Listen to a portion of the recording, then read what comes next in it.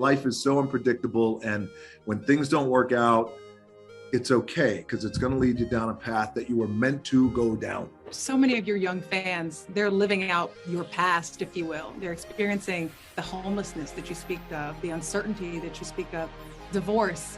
What's been the most touching feedback that you've received, and in what way did they relate to you? Most touching feedback that I consistently receive, interestingly enough, has just been the openness to talk about mental health struggle. And it was something that I was unfamiliar with when I first had my first bout with depression, which was at the end of 1990. But again, if it's not in the narrative and you're not openly talking about it the way we do today, you don't know what it is. I didn't know what it is. I just felt like, man, I feel like and I don't want to do anything. It's actually been that part. I mean, the things that we've been able to showcase in Young Rock, and the things that I am able to share with people through social media, or just through experience and talking and having conversations in interviews like this.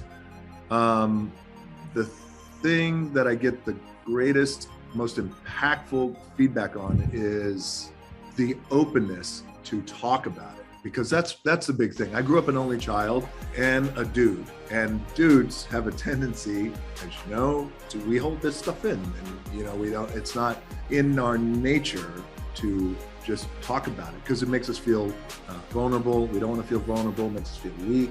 We shouldn't feel weak. We should have our together, but that's not life. And when I learned the importance and power of actually talking about things like that to help you get through, as my buddy Jay Glazer says, help you get through the gray. And I always like to say, help us get through the sludge of things.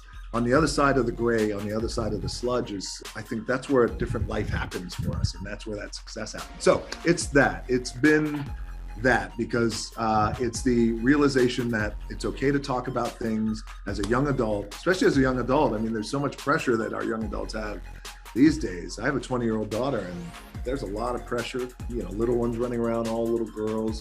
There's a lot of pressure out there. So to be able to talk about these mental health issues that we have, struggles that we have, not a weakness, it's a superpower.